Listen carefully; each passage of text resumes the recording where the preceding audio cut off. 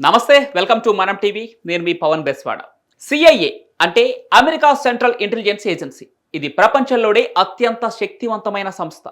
ఈ సిఐఏ శత్రు దేశాల కోడ్లను ఛేదించడం, అత్యంత క్లిష్టమైన సందేశాలను డీకోడ్ చేయడం, ఎవరూ ఛేదించలేని రహస్యాలను కూడా వెలికి తీస్తూ ఉంటుంది.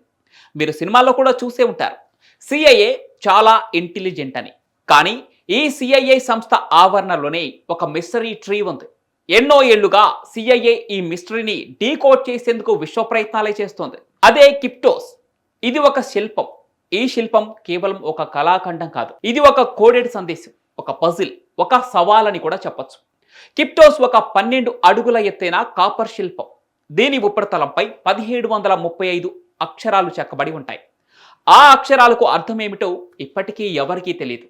అంతేకాదు, దాని చుట్టూ మోర్స్ కోడ్తో కూడిన రాతి పలకలున్నాయి. వీటన్నిటిని చూస్తే ఒక పురాతన గుప్త లిపి లేదా గ్రహాంతర సందేశంలాగా అనిపిస్తూ ఉంటుంది. కిప్టోస్ను 1990లో ఆర్టిస్ట్ జిమ్ శాన్బోర్న్ అనే వ్యక్తి తయారు చేశాడు. శాన్బోర్న్ మాజీ సిఐఏ క్రిప్టోగ్రాఫర్ ఎడ్వర్డ్ షీట్తో కలిసి ఇందులో 4 ముఖ్యమైన సందేశాలు ఉండేలా తయారు చేశాడు. ఆ తర్వాత వారిద్దరూ సడన్గా మాయమైపోయారు.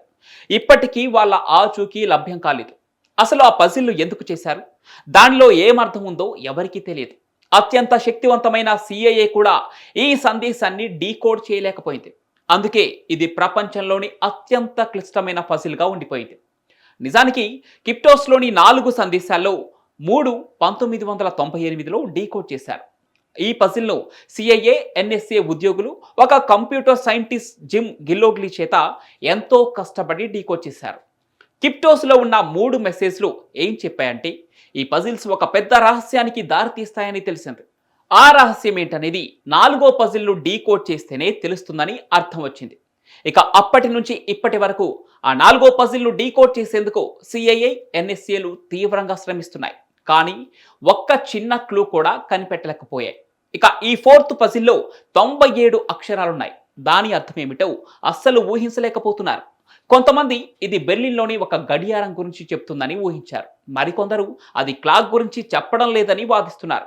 ఎందుకంటే ఇందులో లేయర్డ్ సైపర్స్, ఆర్టిస్టిక్ ట్విస్ట్లు ఉన్నాయి. దీన్ని డీకోడ్ చేయాలంటే మ్యాథ్స్కు మించి ఊహించాలని అంటున్నారు.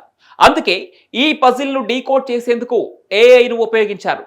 కానీ ఏఐ కూడా దీన్ని డీకోడ్ చేయలేకపోయింది. ఇక ఈ పజిల్ పూర్తి ఆవిష్కరణ జరిగితే సిఐఏ, అమెరికా ప్రభుత్వ రహస్యాలకు సంబంధించిన ఓ కీలక సమాచారం బయటపడే అవకాశం ఉందని కొందరు అనుకుంటున్నారు.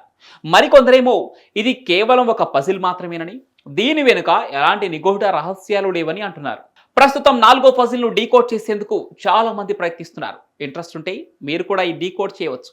మరి ఈ పజిల్ గురించి విన్న తర్వాత మీకేమనిపించిందో కామెంట్ల రూపంలో తెలియజేయండి. అలాగే మీ బ్యాచ్లో నేను తెలివైన వాడిని అనుకునే వాళ్ళకు ఈ వీడియోను షేర్ చేయండి.